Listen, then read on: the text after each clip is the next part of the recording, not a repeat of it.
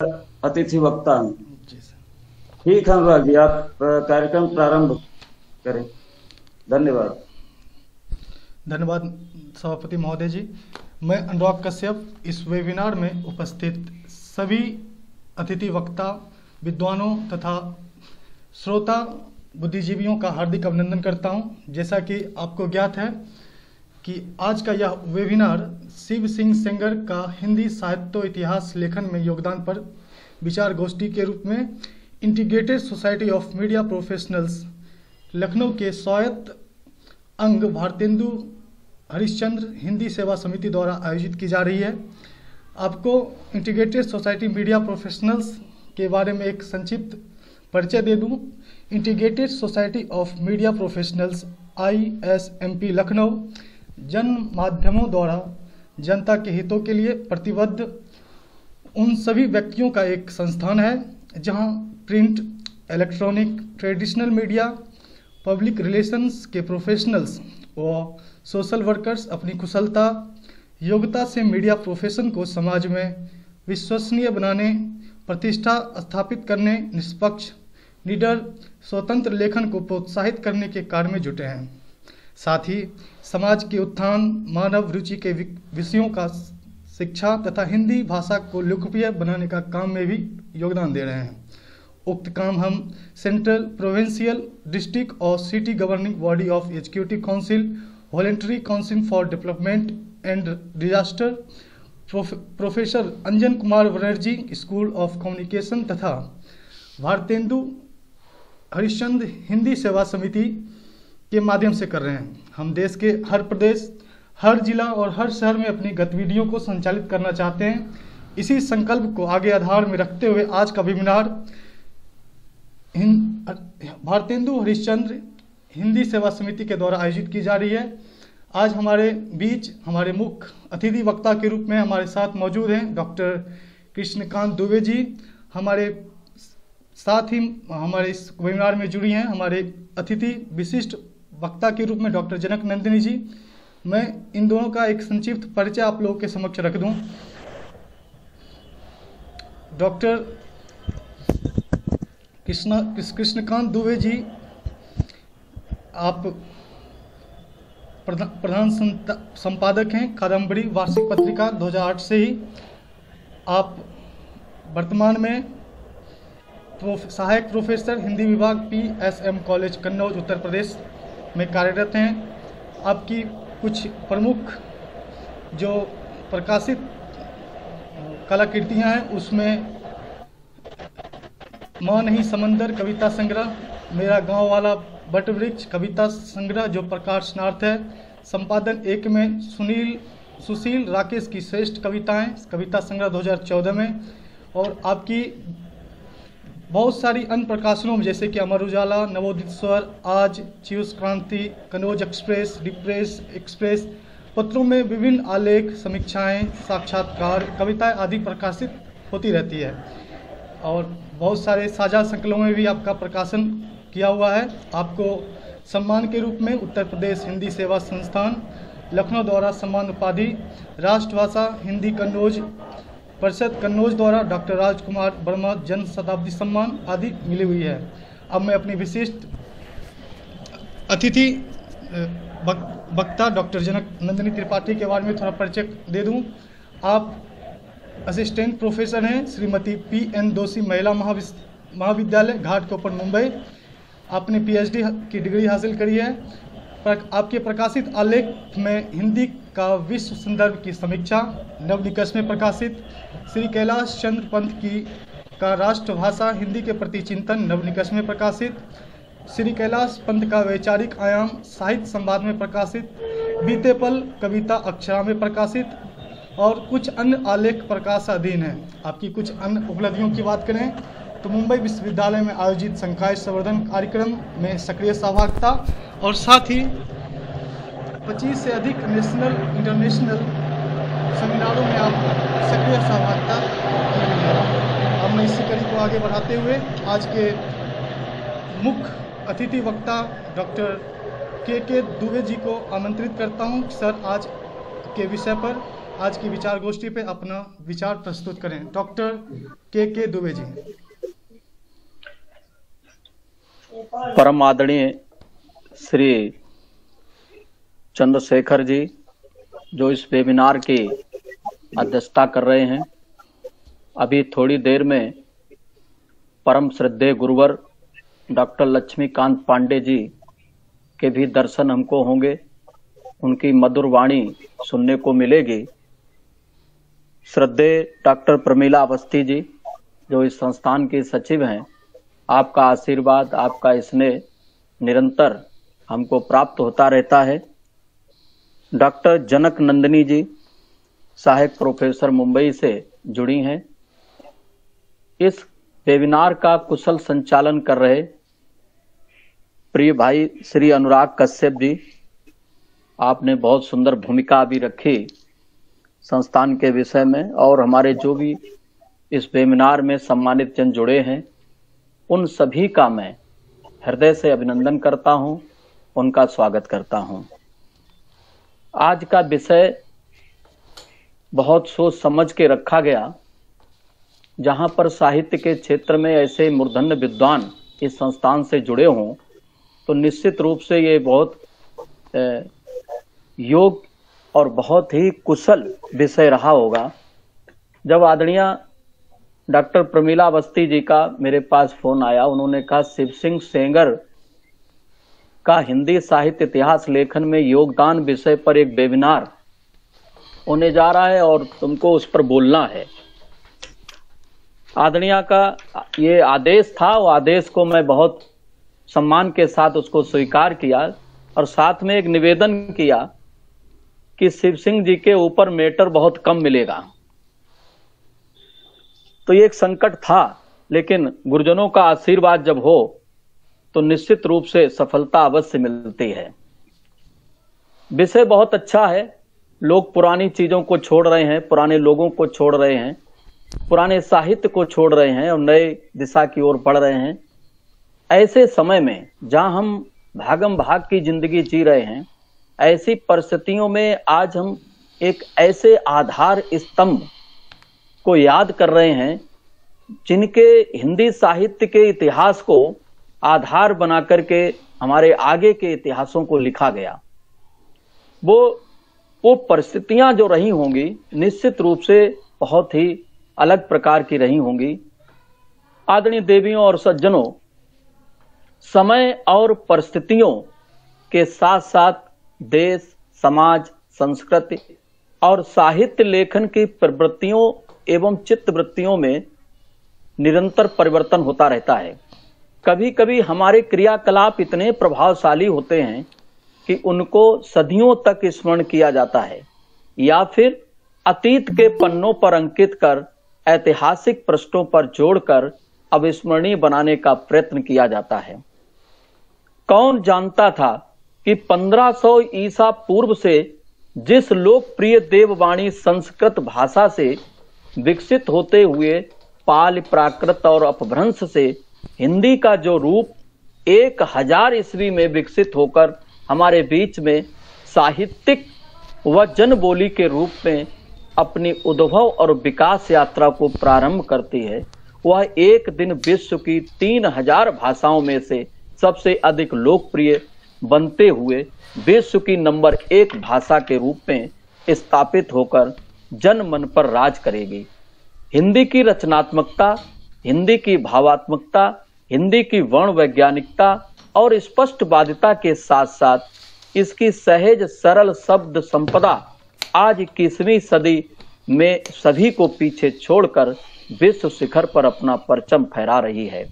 आदरणीय देवियों और सज्जनों, 1000 ईस्वी से हमारे सिद्धों, नाथों, जैन मुनियों एवं अन्य रचनाकारों ने अपनी साधना अनुभूतियों को काव्य विधा के रूप में व्यक्त करके हिंदी साहित्य को मजबूत आधार दिया। आज का वर्तमान साहित्य उसी आधार पर विकसित होता चला जा रहा है।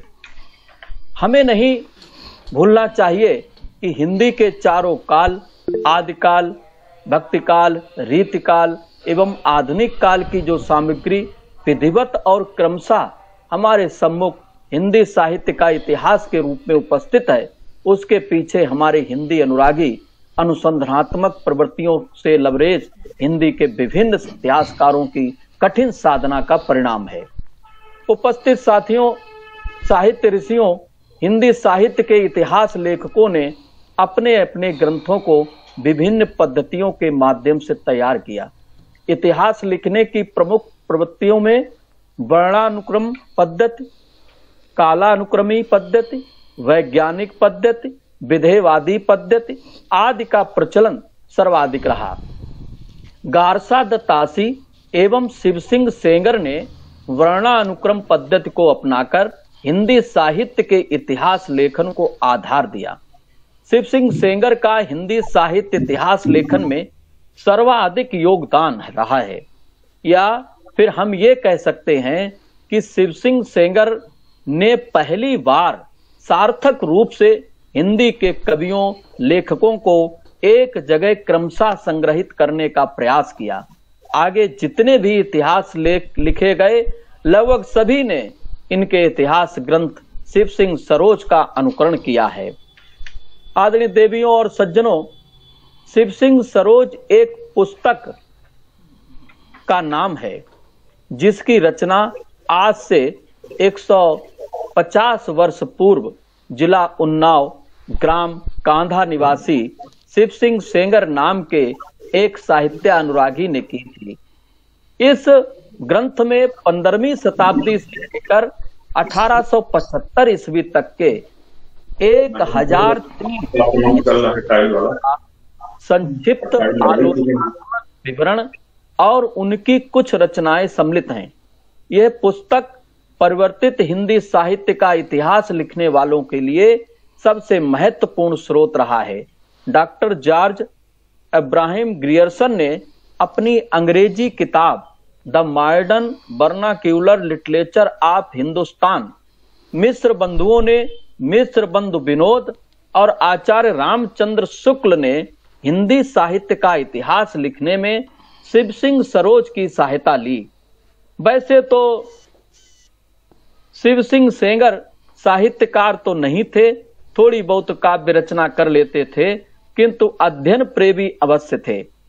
खास बात यह है कि वे पुलिस विभाग में इंस्पेक्टर थे।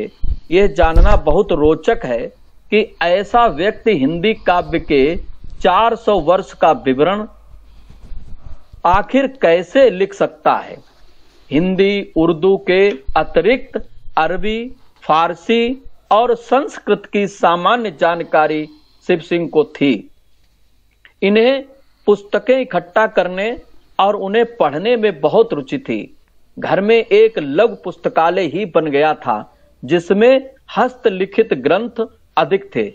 उनके पुस्तक प्रेमी होने का प्रमाण इस पुस्तक में निहित है। एक उनका कथन है, मैं उसको आपके सामने रख रहा हूं। सन 1858 ईस्वी जिला रायबरेली के किशुन दासपुर गांव के एक विद्या प्रेमी पंडित ठाकुर प्रसाद त्रिपाठी का जब देहांत हुआ, तब उनके 4 महामूर्ख पुत्रों ने उनके द्वारा संग्रहित पुस्तकों के 18-18 बस्ते बांट लिए और कौड़ियों के भाव बेच डाले। शिव सिंह ने भी उनसे 200 ग्रंथ खरीदकर अपने पुस्तकालय को और समृद्ध किया। इन पुस्तकों के अध्ययन से शिव सिंह में काव्य और कवियों के प्रति रुचि में और वृद्धि हुई। शिव सिंह सरोज क्यों लिखा गया, इसका उत्तर भी इस पुस्तक की भूमिका में शिव सिंह सेंगर जी ने स्वयं दिया है। मैंने सन 1876 ईस्वी में भाषा कवियों के जीवन चरित्र विषयक 1-2 ग्रंथ ऐसे देखे जिनमें ग्रंथकर्ता ने मतिराम इत्यादि ब्राह्मणों को लिखा था कि वे असनी के महापात्र भाट हैं। इसी तरह की बहुत सी बातें देखकर मुझसे चुप नहीं रहा गया।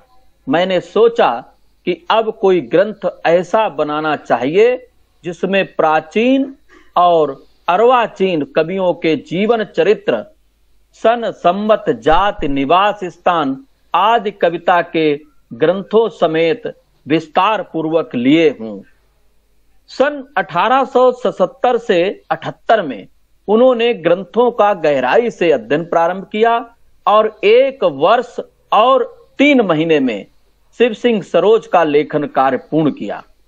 मुंशी नवल किशोर प्रेस से 1878 में ही इस ग्रंथ का पहला संस्करण, 1887 में दूसरा और 1926 में 7वां संस्करण प्रकाशित हुआ। आज से 150 वर्ष पहले शिव सिंह सेंगर ने ऐसे समय में यह महत्वपूर्ण कार्य संपन्न किया जब कोई बड़ी संस्था नहीं थी जिसका सहयोग उन्हें मिल पाता। तत्कालीन ब्रिटिश शासन से अनुदान प्राप्त करना भी बड़ा कठिन कार्य था, लेकिन इसके बावजूद भी उन्होंने शिव सिंह सरोज जैसे महत्वपूर्ण ग्रंथ का प्रकाशन करवाया और दुनिया के सामने साहित्यकारों का एक संक्षिप्त इतिहास रख दिया। कुछ लोगों को भ्रम हो सकता है कि शिव सिंह सरोज में हिंदी साहित्य के इतिहास का विवरण है, किंतु ऐसा नहीं है। कुछ लोग ये मानते हैं कि इसमें हिंदी साहित्य के इतिहास का विवरण है, लेकिन इसको देखने से पता चलता है कि इसमें पूरा का पूरा हिंदी साहित्य के इतिहास से संदर्भित विषय वस्तु नहीं है, किंतु ऐसा नहीं है। ये एक काव्य संग्रह है। इसमें 500 से अधिक पृष्ठ हैं। ग्रंथ के प्रारंभ में 12 पृष्ठों की भूमिका है। इस भूमिका में ग्रंथ लिखने का कारण, आधार ग्रंथों की सूची, संस्कृत साहित्य शास्त्र और हिंदी भाषा काव्य का संक्षिप्त विवरण दिया गया है। उसके पश्चात 376 पृष्ठों में 839 कवियों की रचनाओं का संग्रह है। अंत में 125 पृष्ठों में 1003 कवियों के संक्षिप्त जीवन परिचय दिए गए हैं। शिव सिंह सेंगर ने कुछ छंदों की रचना की थी। कवियों के परिचय में उन्होंने अपना नाम इस तरह उल्लिखित किया है: 21 शिव सिंह सेंगर, कांधा जिला उन्नाव के निवासी, संवत 1878 में ऊ। आगे लिखा। अपना नाम इस ग्रंथ में लिखना बड़े संकोच की बात है। कारण यह है कि हमें कविता का कुछ भी ज्ञान नहीं है। हमारी इस ठिठाई को विद्युत जन्म क्षमा करें। काव्य करने की शक्ति हमें नहीं है। काव्य इत्यादि ग्रंथों को इकट्ठा करने का शौक है। हमने अरबी, संस्कृत, फारसी आदि के सैकड़ों अद्भुत ग्रंथ जमा किए हैं और करने चाह रहे हैं। इन विधाओं का हमें थोड़ा अभ्यास भी है। तो ये शिव सिंह सरोज जी के ऊपर एक उनकी जो यात्रा की, उनका जो योगदान है, उस पर मैंने आप सबके सामने प्रस्तुत किया है। और जो भी इसमें त्रुटियां हों, हमारे बड़े गुरुजन लोग बैठे हैं, मैं सभी से क्षमा मांगता हूं और पुनः निवेदन करता हूं परम आदरणीय अनुराग जी से कि आप इस कार्यक्रम को आगे बढ़ाएं। बहुत बहुत धन्यवाद। आपका बहुत बहुत धन्यवाद, आभार महोदय। अब मैं हमारी विशिष्ट अतिथि वक्ता डॉक्टर जनक नंदिनी त्रिपाठी, आप हैं असिस्टेंट प्रोफेसर श्रीमती PN दोषी महिला महाविद्यालय घाटकोपर मुंबई, को आमंत्रित करता हूं। मैडम, आप अपना विषय पर प्रस्तुत करें। डॉक्टर जनक नंदिनी त्रिपाठी मैम। ओके, बहुत बहुत धन्यवाद सर। सर्वप्रथम मैं जनक नंदिनी त्रिपाठी भारतेंदु हरिश्चंद्र हिंदी सेवा समिति के सभी सम्मानीय विद्वानों को सादर प्रणाम करती हूं, जिन्होंने मुझे यहां आने का मौका दिया। साथ ही इस कार्यक्रम में उपस्थित आदरणीय doctor Laxmikant Pandey sir, doctor Pramila Awasthi ma'am, Chandrashekhar sir, doctor Kiskant Dubey sir, Anurag ji तथा सभी सम्मानीय वक्ताओं और सहभागियों को सादर प्रणाम करते हुए अपने वक्तव्य पर आती हूँ।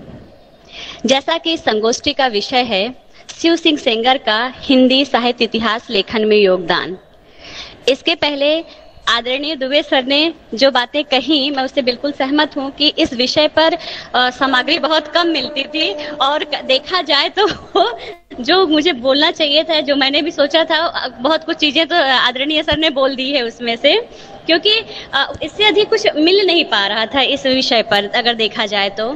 फिर भी मैं तैयारी की है, कोशिश की है, तो बोलने की पूरी कोशिश करूंगी। सर, हिंदी साहित्य इतिहास लेखन की जो परंपरा है वह अत्यंत पुरानी है। हिंदी साहित्य को विभिन्न विद्वानों ने अपने अपने ढंग से व्याख्यायित करने की कोशिश की है। शुरुआती दौर में अगर हम देखें तो यह सिर्फ सूचनात्मक थी, सिर्फ अमुक कवि के बारे में सूचना देना, सिर्फ इतनी थी। और फिर धीरे धीरे जब हम देखते हैं तो इसका स्वरूप विस्तार होता गया है और इसी में शिव सिंह सेंगर जी का जो योगदान है वह सबसे महत्वपूर्ण रहा है जब हम हिंदी साहित्य की बात करते हैं। तो पर किसी भी चीज को जानने से पहले हमें थोड़ा सा उसके पीछे जाना चाहिए, मुझे ऐसा लगता है। तो उसके पहले के जो ग्रंथ लिखे गए थे, मैं उसमें एक छोटी सी संक्षिप्त चर्चा करना चाहूंगी। उसके पहले जो ग्रंथ हैं, जैसे कि नाभादास जी का भक्तमाल आता है, जिससे कि सूचनाएं निकाली गई, सूचनाएं मिली हिंदी साहित्य का इतिहास लिखने के लिए। तो भक्तमाल यह ग्रंथ नाभादास जी द्वारा रचित है, जिसे हिंदी साहित्य के आरंभिक ग्रंथ के रूप में शामिल किया जाता है।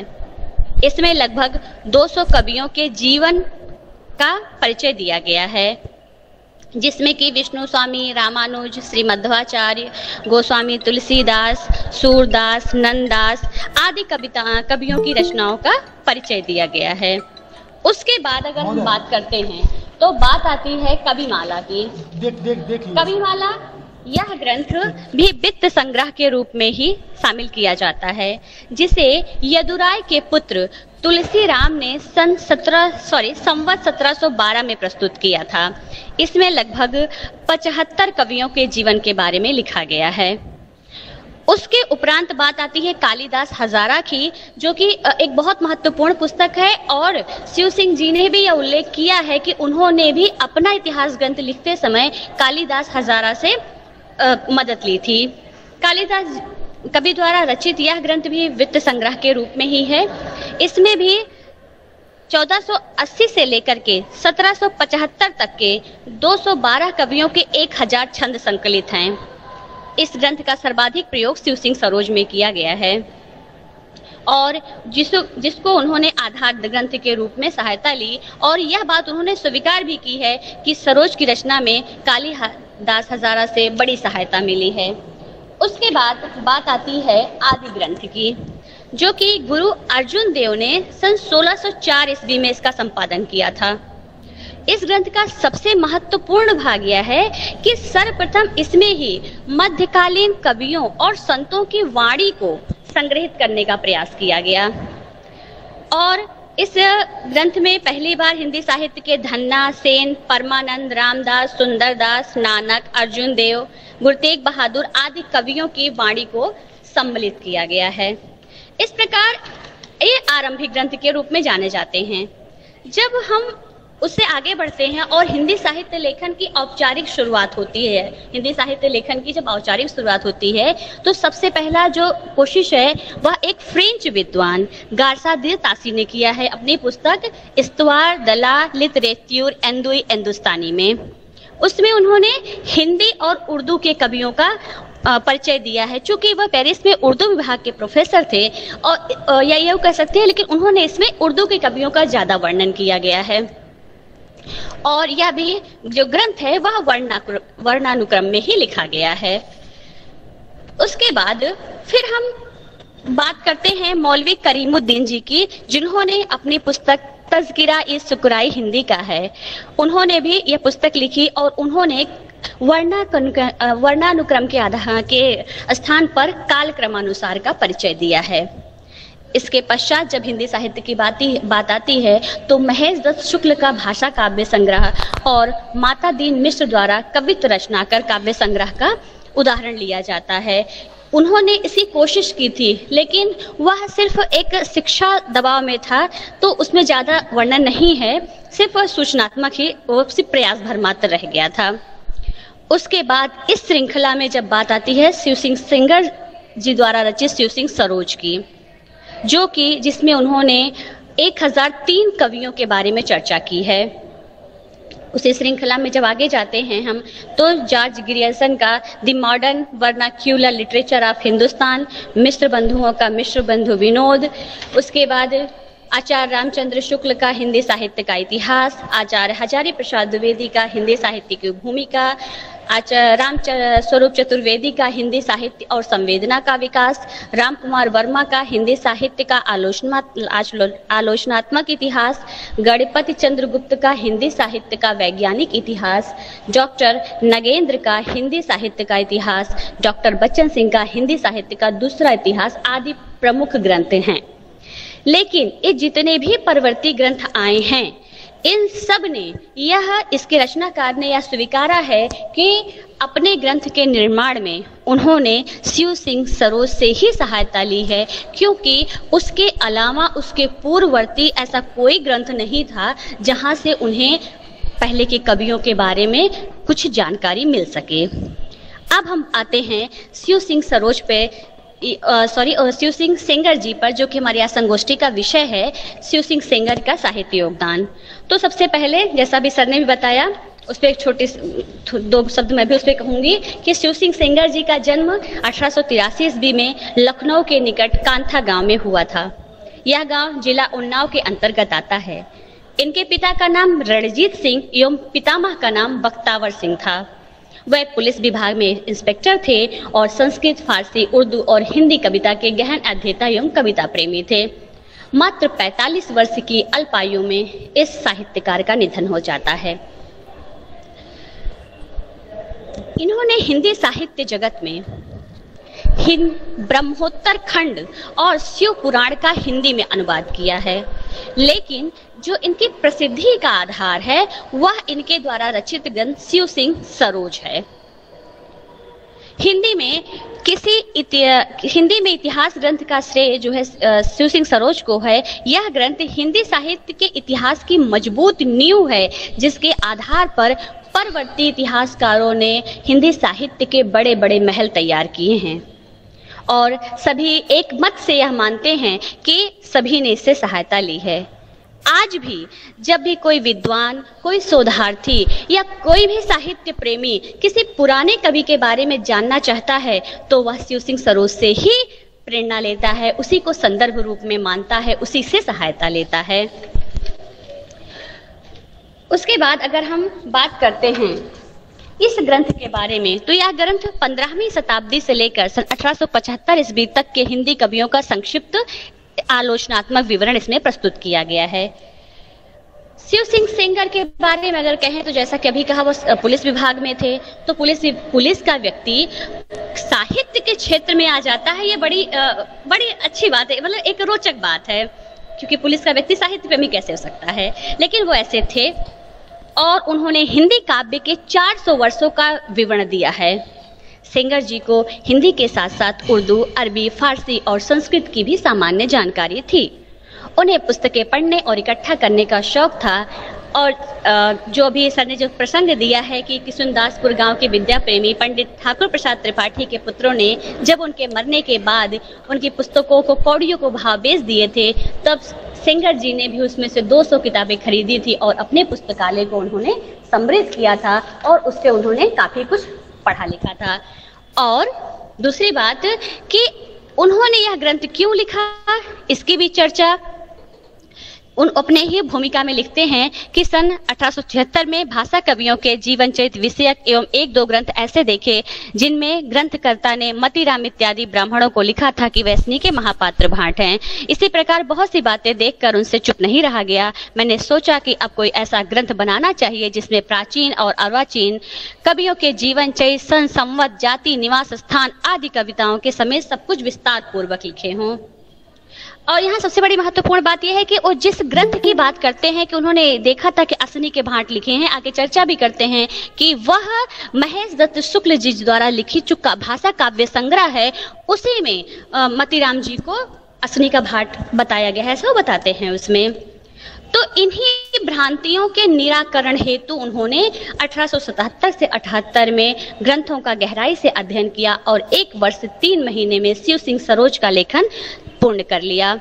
मुंशी नवल किशोर प्रेस लखनऊ से 1878 में ही इस ग्रंथ का प्रथम संस्करण, 1887 में दूसरा संस्करण और 1926 में 7वां संस्करण प्रकाशित हुआ। किसी भी ग्रंथ का 7वां संस्करण आना ही इस बात का द्योतक है कि वह उस ग्रंथ की लोकप्रियता कितनी है। दूसरी बात आता है कि जब हम इसके स्वरूप की बात करते हैं तो उसके नाम से ऐसा लगता है कि इसमें हिंदी साहित्य का पूरा विवरण होगा, लेकिन ऐसा नहीं है। यह एक काव्य संग्रह है। इसमें 500 से अधिक पृष्ठ हैं। ग्रंथ के आरंभ में 12 पृष्ठों की भूमिका है। इस भूमिका में ग्रंथ लिखने का कारण, आधार ग्रंथों की सूची, साहित्य शास्त्र और हिंदी भाषा काव्य का संक्षिप्त विवरण और परिचय दिया गया है। इसके पश्चात 376 पृष्ठों में 839 कवियों की रचनाओं का संग्रह है। अंत में 185 पृष्ठों में 1003 कवियों का संक्षिप्त जीवन परिचय दिया गया है। सरोज पुस्तक में 770 के आसपास कोई कवि पुण्य या पुष्य हुए थे। उन्हें ही सरोजकार ने हिंदी का पहला ज्ञात कवि माना है और अपनी इस पुस्तक में उन्होंने वर्णानुक्रम पद्धति को ही अपनाया है। अ आ इ ई ऐसे।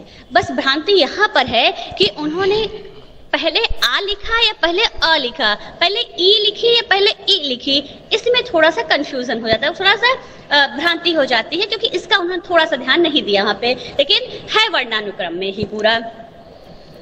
और अपने स्वयं के बारे में भी वो लिखते हैं, अपने बारे में जानकारी जब देते हैं कि शिव सिंह सेंगर कांथा जिले उन्नाव के निवासी संवत 1878 में ऊ लिख के बिंदी लिख देते हैं। और आगे कहते हैं कि अपना नाम इस ग्रंथ में लिखना बड़े संकोच की बात है। कारण यह कि हमको कविता का कुछ भी ज्ञान नहीं, इस हमारी ढिठाई को विद्वज्जन क्षमा करें। इस ग्रंथ में किसी भी कवि के परिचय के आगे ऊ लिख दिया है उन्होंने, ऊ। उसका अर्थ कुछ विद्वानों ने, सबसे पहले गियर्सन जी ने किया था, कि उसका अर्थ उन्होंने उत्पन्न से यानी उनके जन्म काल से मान लिया है।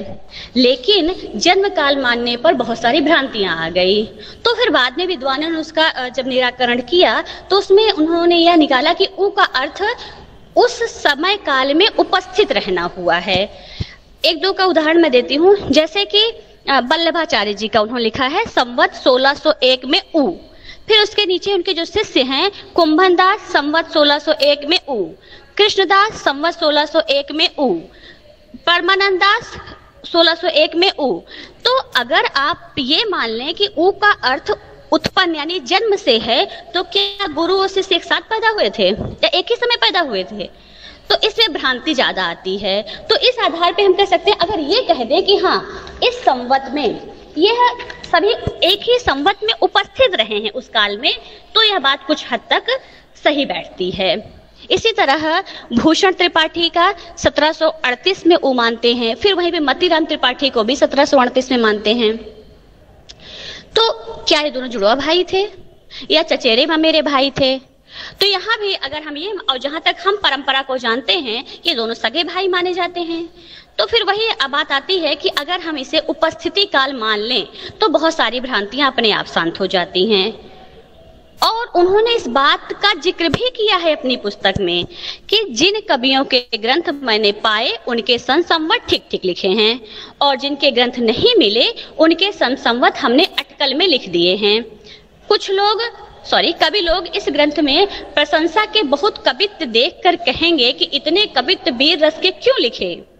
मैंने सन संवत और उस कवि के समय निर्माण करने को ऐसा किया है क्योंकि इस संग्रह के बनाने का कारण केवल कवियों के समय, देश, सन, संवत बताना है। यह सरोज की भूमिका में उन्होंने पृष्ठ संख्या 2 पर लिखा है। तो शिव सिंह के इस कथन से साफ जाहिर है कि उनका उद्देश्य कवियों को प्रकाश में लाना था, जिससे उनके नाम और उनकी रचनाओं से लोग परिचित हो सकें। कहीं भी उन्होंने ऊ का अर्थ उपस्थित, तो कहीं उनका जन्मकाल है और कहीं कहीं ये गलत भी है। लेकिन जैसा कि उन्होंने पहले ही कह दिया कि उनका मुख्य उद्देश्य है कि कवियों को प्रकाश में लाया जाए।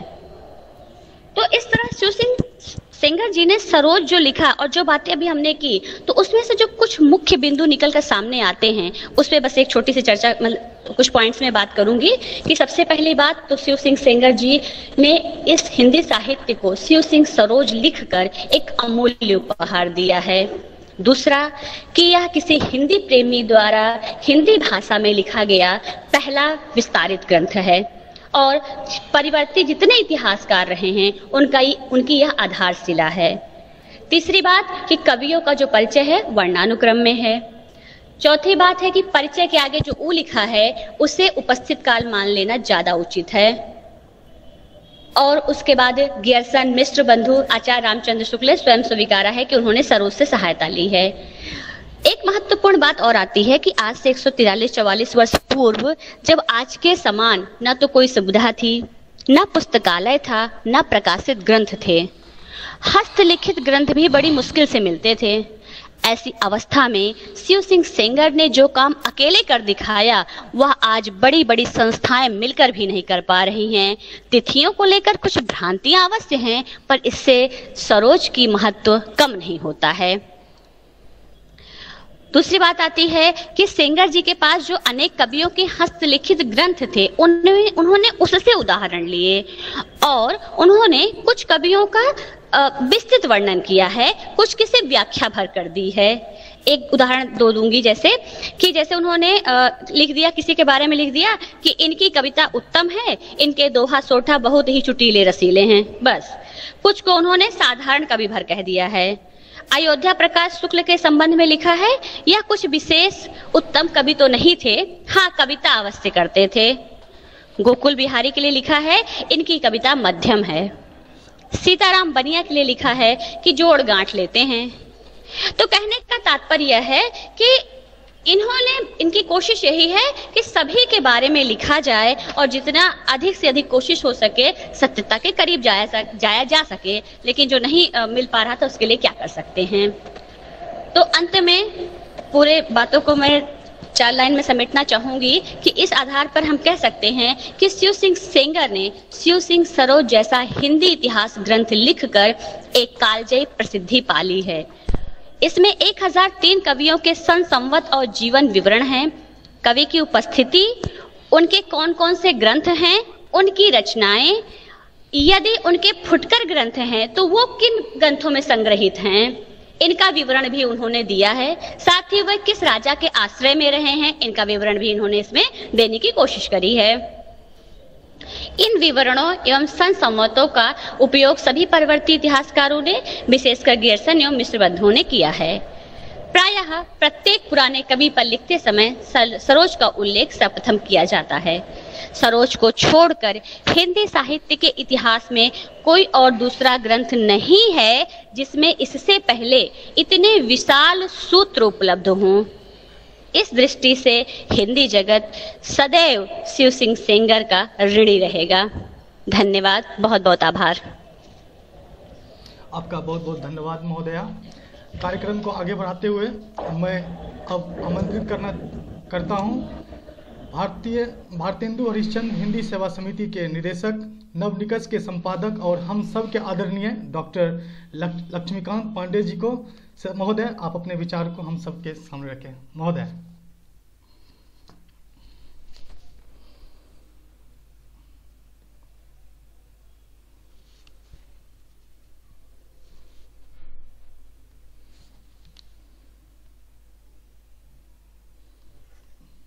माइक ऑन कर लीजिए, माइक ऑन नहीं है।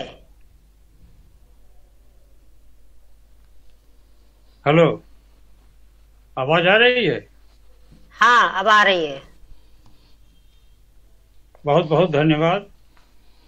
मुझे कुछ विलंब से सम्मिलित होना पड़ा, उसके लिए मैं क्षमा याचना करता हूँ और पूरा सुन भी नहीं पाया, लेकिन मुझे विश्वास है कि जनक नंदिनी जी को तो पूरा सुना। कृष्णकांत दुबे और ये दोनों विद्वान वक्ता बड़ी गंभीर चर्चा किए हैं और करीब करीब सभी पक्षों को प्रकट कर दिया है। दोनों अपने ही बच्चे हैं, इसलिए ज़्यादा कहूँगा तो वो भी गलत होगा, प्रशंसा होगी। ये अच्छा रहा कि इन लोगों को लिखते पढ़ते तो सुनता रहा हूँ, आज ये लोग बोले भी और प्रत्यक्ष आए, हमारे साथ जुड़े, तो इसलिए पहले इनको और इनके प्रति आभार व्यक्त करना।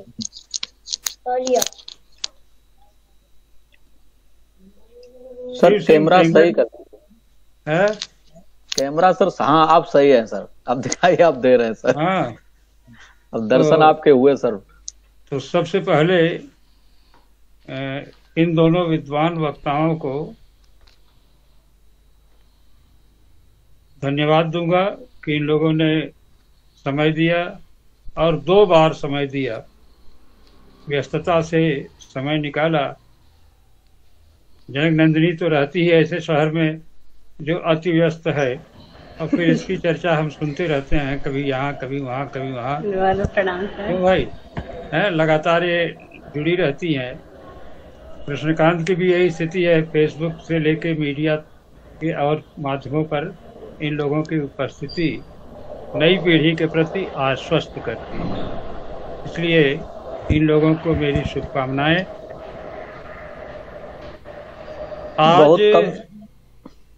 बहुत कम अवसर सर मिलता है आपका आशीर्वाद प्राप्त करने का। नहीं, मैंने तो इसीलिए जोड़ा है कि सब लोग जुड़े तो आशीर्वाद कम से कम मिलता रहे सब लोग को। जी जी सर। जी जी बिल्कुल सर, बिल्कुल सर। हर बार कोशिश करता हूं कि वह पीढ़ी आए जिसको आगे कुछ करना है। अभी तक हमने 5 बार ये आयोजन किया और 5 बार अपनी और अपने से और पुरानी पीढ़ी को इस मंच पर लाने की कोशिश नहीं की। मेरी कोशिश यही रही कि वे लोग आए जो निरंतर लिख पढ़ रहे हैं, जो लिख पढ़ चुके हैं, उनको मौका न दिया जाए।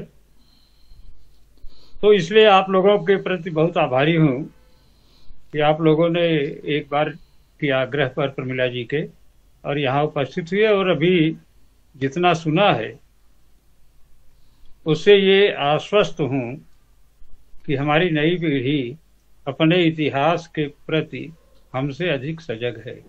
क्योंकि आजकल एक ट्रेंड चल गया है नया कि लोग नए साहित्य को जो पढ़ रहे हैं, पुराने को बिल्कुल उपेक्षित कर रहे हैं। ये जो उपेक्षा है, इसी ने शिव सिंह सेंगर को जन्म दिया था। क्योंकि उनके समय भी हिंदी साहित्य मौखिक था, पुस्तकें थी ही नहीं, लोग जानते नहीं थे।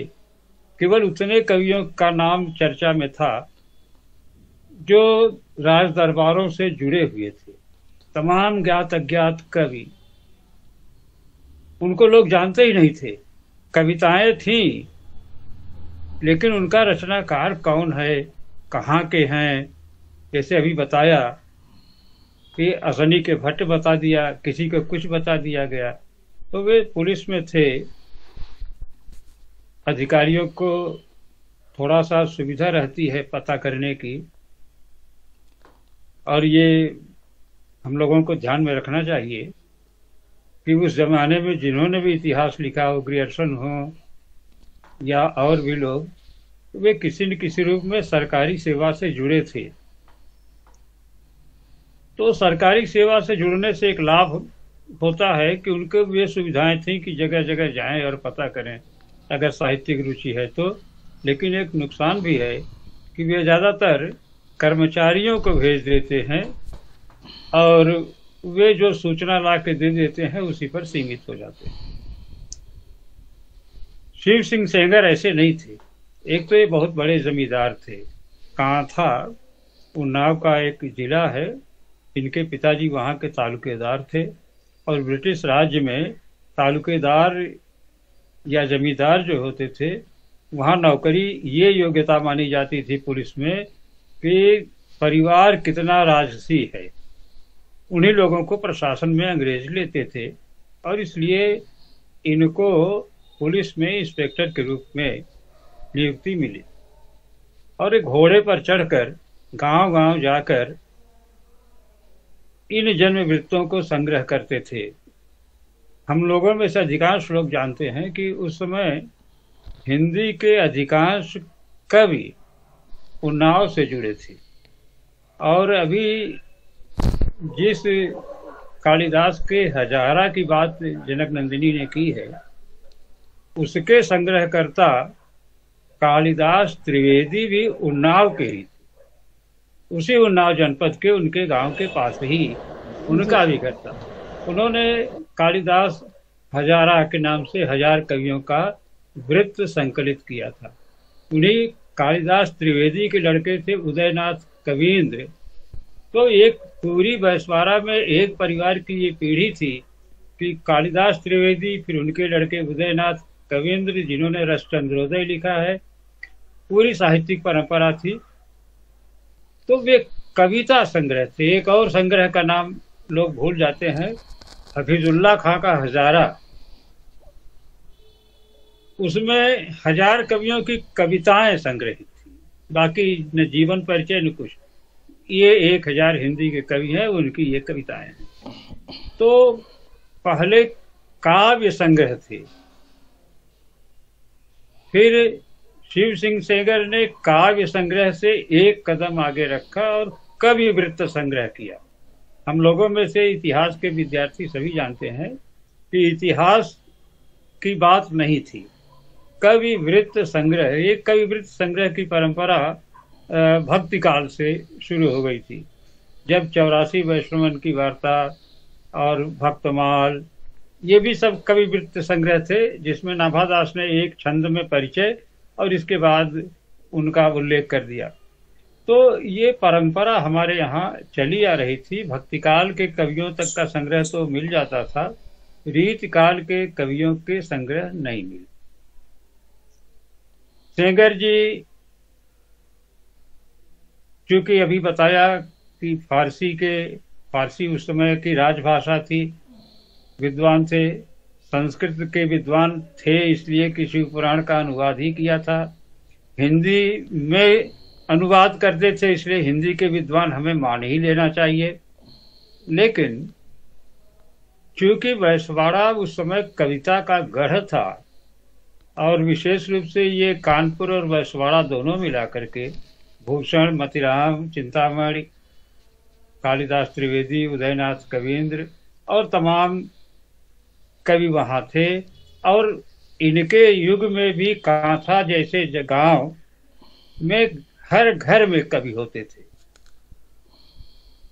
तो ऐसे वातावरण में जब पलेगा आदमी, आज कांथा थोड़ा बदनाम गांव हो गया है, लेकिन इनके जमाने में वो साहित्यिक गांव था। और हम लोग जानते हैं कि वही क्षेत्र है जहाँ निराला पैदा हुए, जहाँ नंदुरारे पैदा हुए, जहाँ रामविलास शर्मा पैदा हुए। ये सब कांथा के आसपास के गांव हैं। गढ़ा कोला, पुरवा और ऊंच गांव, निराला और मगरायर। तो हमें ये मानना चाहिए कि बड़ी प्रशस्त परंपरा पहले थी, जिसमें शिव सिंह सेंगर ने जन्म लिया। और उन्नाव के सेंगरों की आज भी बड़ी प्रसिद्धि है कि वे साहित्य में अब भी बड़ा योगदान करते हैं। कम से कम तमाम गोष्ठियां ऐसी होती हैं जिनमें पुराने जमींदारों के जो वंशज हैं, वे लोग आज भी बैसवाड़ा में इस परंपरा को निभा रहे हैं। सेंगर जी ने कवि वृत्त संग्रह किया, जैसा अभी बताया आप लोगों ने, जीवन परिचय दिया। तमाम सूचनाएं दूसरों से मिली थी जिनकी प्रामाणिकता की वे पुष्टि नहीं कर सके थे। उनका नाम और उनका संकेत दिया, जिसकी पुष्टि बाद के इतिहासकारों ने की। तो तमाम तिथियां भ्रामक निकली। उन तमाम तिथियों की जो विसंगति थी, उसको लेकर के डॉक्टर किशोरीलाल गुप्त ने संपूर्ण शिव सिंह सरोज का व्यापक विवेचन किया कि इसमें कितना शुद्ध है और कहाँ कहाँ कमी है, जिसे हम लोग जानते हैं बहुत पहले हिंदुस्तानी एकेडमी से सरोज सर्वेक्षण के रूप में प्रकाशित किया गया था। अभी वो ग्रंथ उपलब्ध है एकेडमी में। तो वह ग्रंथ केवल ये बताता है कि शिव सिंह सेंगर ने जो संग्रह किया था उसमें कहाँ कहाँ तिथियां भ्रामक हैं, क्या क्या उसमें अशुद्धियां हैं और क्या उसका मौलिक योगदान है। तो आज भी शिव सिंह सरोज हमारे लिए उतना ही महत्वपूर्ण है। इतिहास, जब हिंदी साहित्य का बृहद इतिहास 16 खंडों में नागरिक प्रचारणी सभा ने प्रकाशित किया, तो उसका भी मूल आधार शिव सिंह सरोज ही था। तो ऐसे में हम लोगों को एक बात माननी चाहिए कि शिव सिंह सरोज भले ही इतिहास का आलोचनात्मक रूप लेकर न आए हों, भले ही उन्होंने काल विभाजन न किया हो, भले ही उन्होंने इतिहास को युगों में न बांटा हो, लेकिन एक बहुत बड़ी उपलब्धि ये थी कि उन्होंने एक नींव रखी थी, ऐसी नींव रखी थी जिसने आगे चल कर के हिंदी में रामचंद्र शुक्ल हमें दिया। रामचंद्र शुक्ल के आने में जो मुख्य भूमिका है वह शिव सिंह सरोज की और मिश्र बंधु विनोद की है। ये दोनों ग्रंथ जब आए हैं तब उन्हीं को आधार बना करके और शुक्ल जी ने अपना हिंदी साहित्य वर्गीकृत किया, विवेचित किया, विश्लेषित किया। बाद के इतिहास ग्रंथों पर इनका प्रभाव कम पड़ा, इसलिए कि ज़्यादातर लोगों ने तो रामचंद्र शुक्ल के इतिहास को ही आधार बना लिया और उसी में काट छाट करते रहे, वो चाहे नगेंद्र का इतिहास हो या गणपत चंद्र गुप्त का हो, वैज्ञानिकता की तलाश, आलोचना की तलाश। लेकिन जो मूल आधार भवन बना है हिंदी साहित्य के इतिहास का, उस भवन की नींव शिव सिंह सेंगर हैं और आप लोगों ने उस तह तक जाने की कोशिश की है जो हिंदी साहित्य के इतिहास की पूरी परंपरा को, कितने कविवृत्त हुए, कितने कविवृत्त संग्रह आए, उनको लेकर के बहुत अच्छा व्याख्यान दिया है। उससे आगे कहने की गुंजाइश नहीं है। आप लोगों ने बहुत विद्वत्ता पूर्वक पूरी तैयारी के साथ अपने व्याख्यान दिए। आप लोगों के प्रति एक बार फिर आभार व्यक्त करते हुए मैं यही कहूँगा कि हमारा उद्देश्य जो भूले बिछड़े हमारे नींव के निर्माता हैं, पत्थर हैं, उनको प्रकाश में लाएं। और बड़ी प्रसन्नता की बात है कि आपने इस दायित्व को पूरा किया। बहुत बहुत धन्यवाद। हमें अपना आशीर्वाद देने के लिए कोटि कोटि धन्यवाद। आभार महोदय। अब मैं अगले वक्ता के रूप में मैं आमंत्रित करता हूं नवविकास के संयुक्त संपादक और भारतेंदु हरिश्चंद्र हिंदी सेवा समिति की सचिव डॉक्टर प्रमिला अवस्थी महोदया, आप में अपने विचार रखें।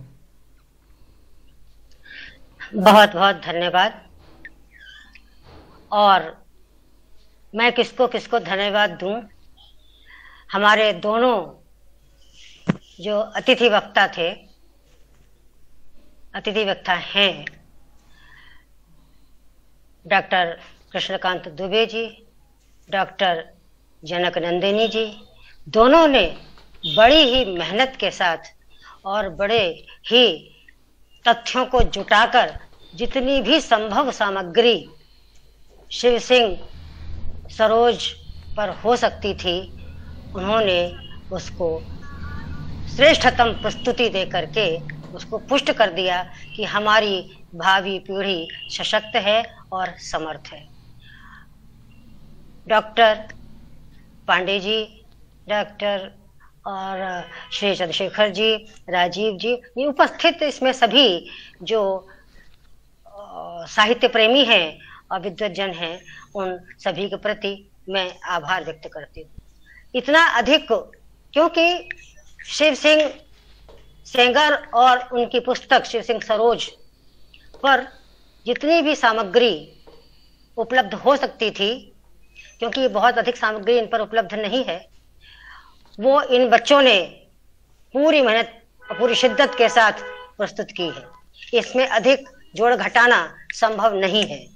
लेकिन फिर भी वस्तुतः ये जो शिव सिंह सरोज है, वह किसी भारतीय के द्वारा हिंदी साहित्य के इतिहास पर लिखी हुई पहली पुस्तक मानी जाती है, जिसमें हिंदी साहित्य के इतिहास का एक ढांचा तैयार किए जाने का हमें प्रयास मिलता है। और 15वीं शताब्दी से लेकर के 1875 तक के जो कवि थे, उन कवियों का जो उनका जैसा कि वर्णन किया जा चुका है, बताया जा चुका है कि 1003 कवियों का इसमें संक्षिप्त आलोचनात्मक विवरण है और उनकी रचनाओं का संग्रह है। तो हालांकि इस पुस्तक को आचार्य शुक्ल ने सिर्फ एक वृत्त संग्रह कहा है और डॉक्टर किशोरी लाल गुप्ता ने इसको काव्य संग्रह कहा है।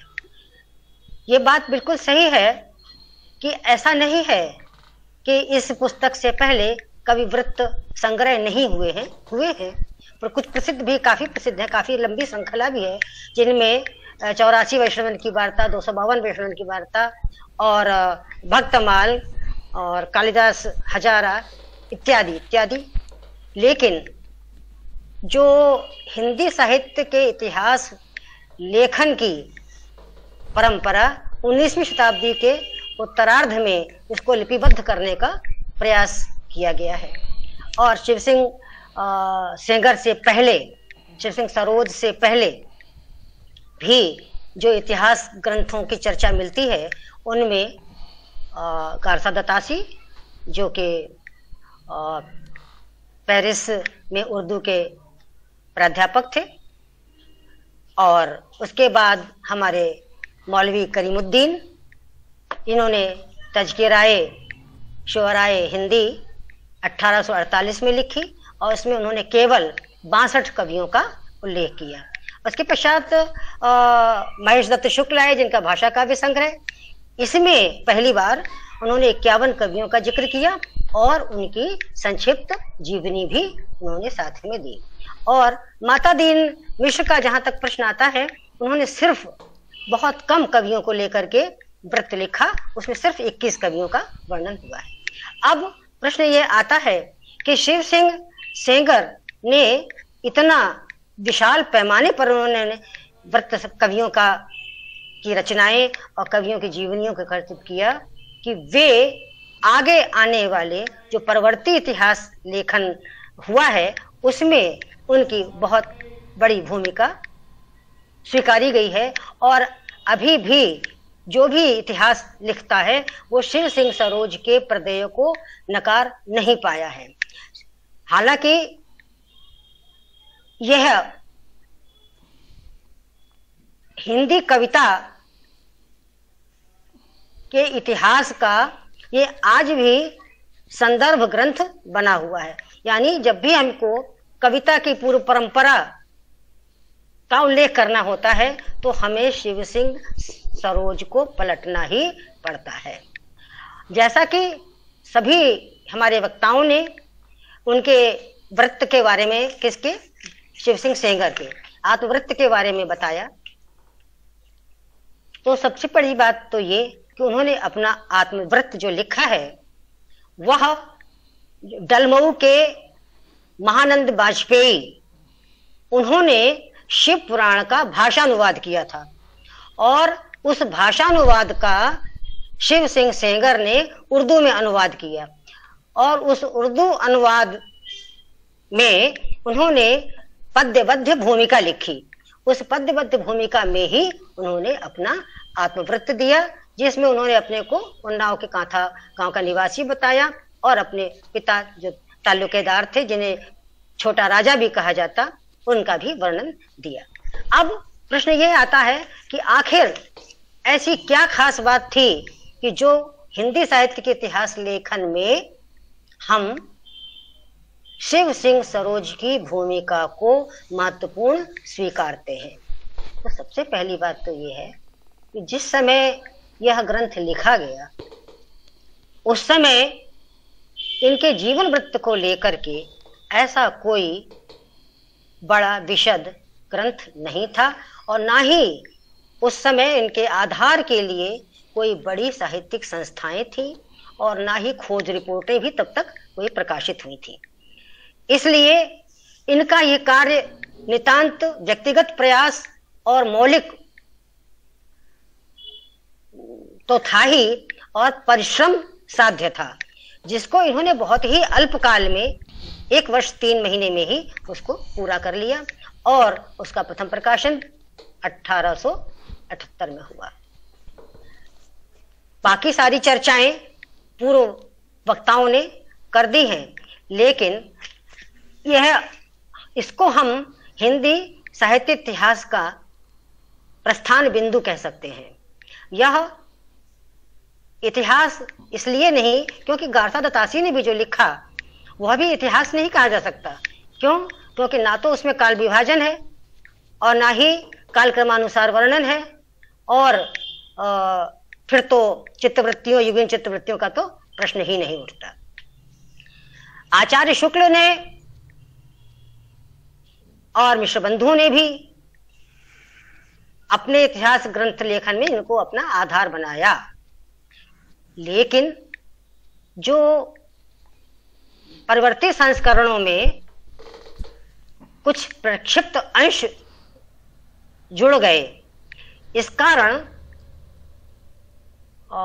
शिव सिंह सरोज में को लेकर के काफी भ्रांतियां हो गईं। ये भ्रांतियां जन्मतिथि और कवियों को लेकर के थी, और इन भ्रांतियों का निराकरण ना तो ग्रियर्सन ने किया और ना ही आचार्य शुक्ल ने किया। किशोरी लाल गुप्त ने जब अपना एक बहुत बड़ा प्रोजेक्ट ब्रज काव्य धारा पर काम उन्होंने करना शुरू किया, जिसका उनका योजना थी कि 6 खंडों में प्रकाशित होगी, तो इस संदर्भ में उन्होंने बहुत बार शिव सिंह सरोज को पलटा।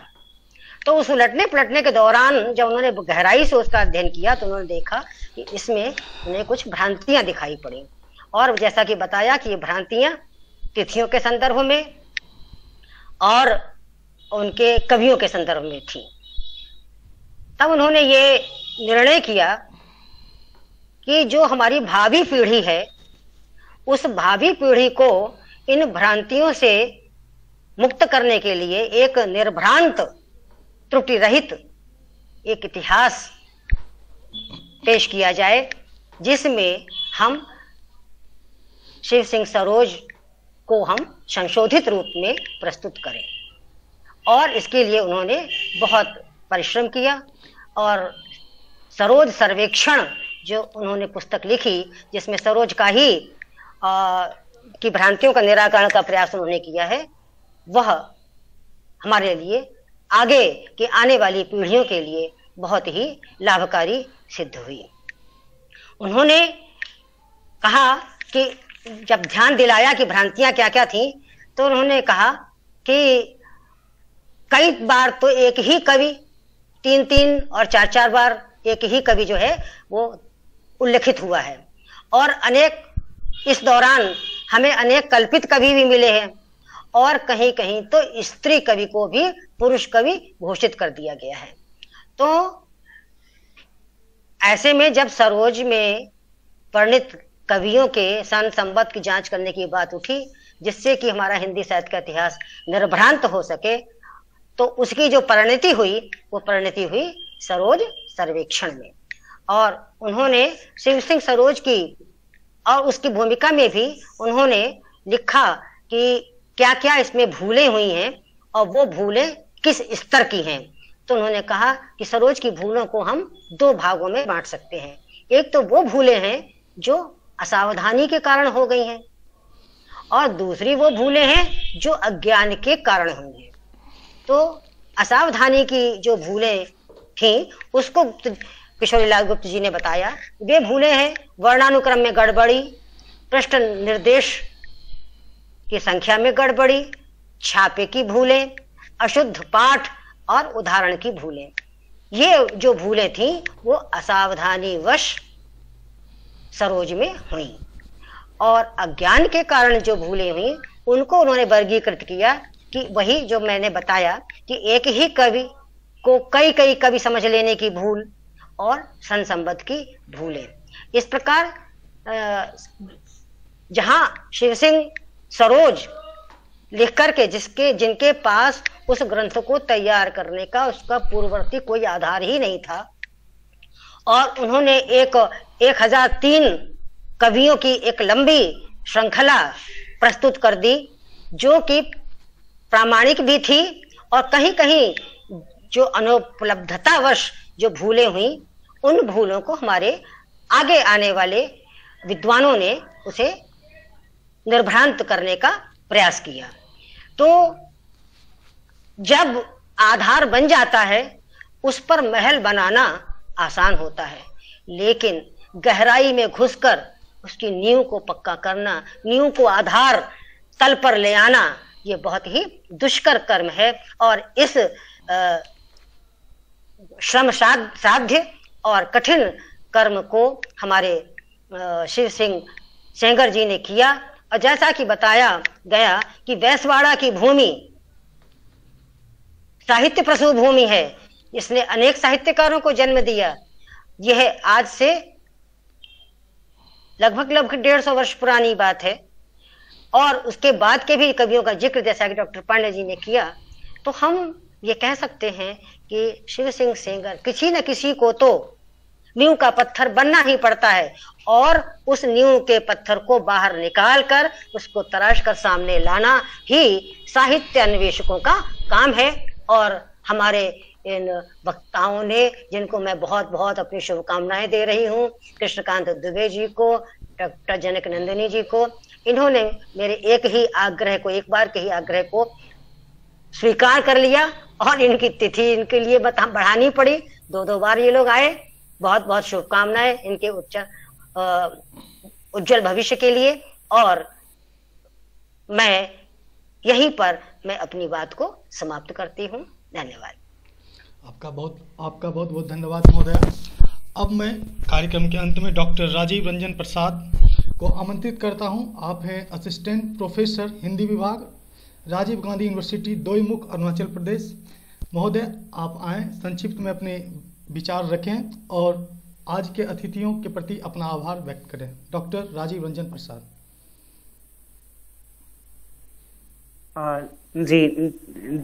जी धन्यवाद। आवाज़ मेरी पहुंच रही है? जी सर, आपकी आवाज़ आ रही है। हाँ, ठीक है। सबसे पहले तो मैं धन्यवाद कहूँगा अनुराग जी को कि जिन्होंने आमंत्रित किया। मैं तो श्रोता के रूप में यहाँ उपस्थित हूँ और इतने अच्छे कार्यक्रम का सुबोध वक्तव्य को सुनने के बाद अपने को समृद्ध महसूस कर रहा हूँ। और निश्चित तौर पर इसके लिए क्रेडिट जो जाता है ISMP को जाता है और चंद्रशेखर सर को बहुत बहुत आभार कि प्रयास पूर्वक इस तरह के कार्यक्रम पूर्ण मनोयोग से हो रहे हैं और हम इसके सहभागी हो रहे हैं। मैं बोल तो नहीं पाऊंगा, सिर्फ आभार व्यक्त करूंगा। अनुराग जी माफ करेंगे मुझे। मैं जगत नंदिनी जी को सुना, मैं उससे पहले नहीं सुन पाया सर को। फिर उसके बाद लक्ष्मीकांत जी को सुना और फिर प्रमिला मैम को सुना। लक्ष्मीकांत सर का सुबोध वक्तव्य कहना ही नहीं है, हम लोगों के लिए माइलस्टोन है, मार्गदर्शन का काम करते हैं और हम बहुत कुछ सीखते हैं। जैसे नौ निकष हम लोगों को काफी कुछ सिखाता रहा है, ठीक उसी तरीके से प्रमिला मैम भी हमेशा हम लोगों का मार्गदर्शन करती रही हैं और पूरे कार्यक्रम के संयोजन में मैम की जैसी भूमिका दिख रही है, मैं मैम का भी आभार व्यक्त करता हूं और लक्ष्मीकांत सर का भी दिल से आभार व्यक्त करता हूं। जगत नंदिनी मैम को मैं सुन रहा था और बहुत ही अच्छे तरीके से सारगर्भित और ज्ञानवर्धक वक्तव्य शिव सिंह सेंगर जी के संबंध में दिया। और जो भी साहित्य के इतिहास के विद्यार्थी हैं उनके लिए ये चीजें, ये जानकारी की चीजें बहुत ही काम की हैं, एक तरह की उपलब्धि के रूप में होंगी।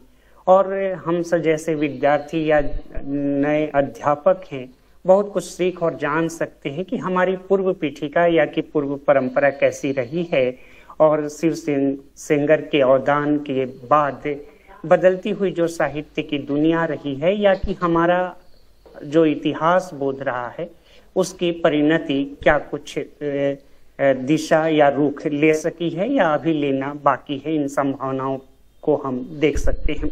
तो मैं जगतनंदिनी मैम का भी बहुत बहुत आभार व्यक्त करता हूं, और साथ में इस मंच से जुड़े ISMP के इस मंच पर इस वक्त जुड़े सभी श्रोतागणों का भी आभार व्यक्त करता हूं, और अपने साथी अनुराग जी का भी आभार व्यक्त करता हूं इतने अच्छे संचालन के लिए।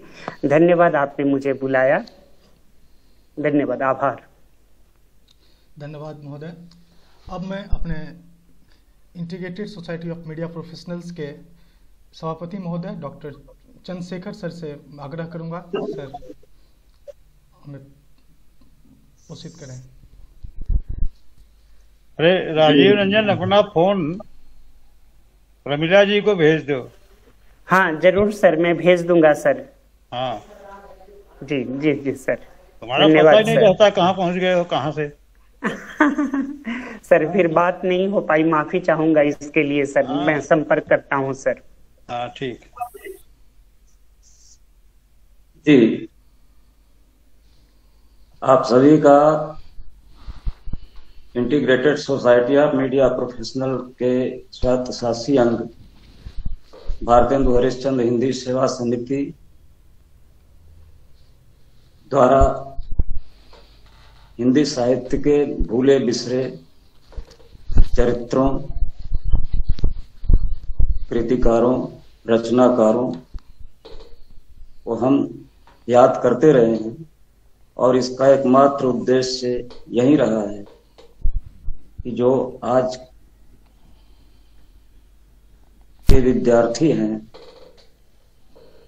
उनको शोध में हिंदी भाषा के प्रति नई जानकारी, शब्द प्रयोग, वाक्य प्रयोग के संबंध में मिल सके, ऐसा प्रयास रहा है। और अब तक जितने भी हमारे कार्यक्रम हुए हैं उनमें भारतेंदु हरिश्चंद्र हिंदी सेवा समिति के निदेशक डॉक्टर लक्ष्मीकांत पांडे जी और सचिव डॉक्टर प्रमिला अवस्थी जी का कुशल मार्गदर्शन, वक्तव्य और सहयोग हमें मिलता रहा है, और आप दोनों का ही ये परिश्रम का फल है कि बहुत ही गंभीर विषयों पर, बहुत ही गंभीर चरित्रों पर, जो हमारे लिए भी अनजान है, अज्ञात है, चर्चा करने का, सुनने का अवसर मिलता है।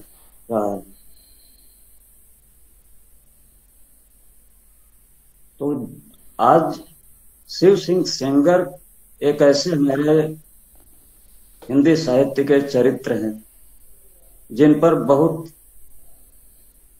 जानकारियां, बहुत सूचनाएं उपलब्ध नहीं है, और निश्चय ही आज के इस विचार मंथन से ये निकलकर सामने आया है कि हिंदी साहित्य की जो आधार भूमि है, जो पृष्ठभूमि है, वो शिव सिंह सेंगर के योगदान की ही पृष्ठभूमि है, जिस पर हिंदी साहित्य का भवन आज समुन्नत रूप से खड़ा दिखाई देता है। मैं विशेष रूप से आभार व्यक्त करना चाहूंगा डॉक्टर कृष्णकांत दुबे जी का, डॉक्टर जनक नंदिनी त्रिपाठी जी का। इनका सारगर्भित और अनुसंधान परक जो प्रस्तुतिकरण रहा है वह ज्ञानवर्धक और अनुकरणीय है। आज के इस कार्यक्रम का सफल संचालन हमारे युवा साथी पत्रकार अनुराग कश्यप जी, जो अभी 9 मनोनीत हुए हैं दिल्ली राष्ट्रीय राजधानी क्षेत्र प्रांत के चेयरमैन हैं। इनका मैं विशेष रूप से आभार व्यक्त करता हूं कि इनके सहयोग से हम कार्यक्रम की रिकॉर्डिंग कर पा रहे हैं और इसको सभी के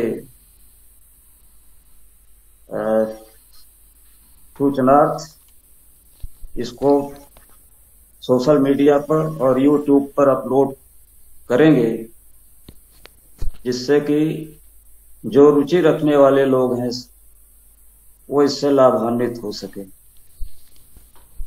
और हमारे बीच में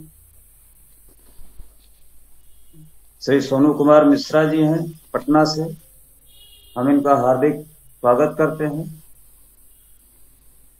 और प्रदीप जी हमारे बीच में है, एक विद्वान श्रोता है, हम भी इनका हार्दिक स्वागत करते हैं।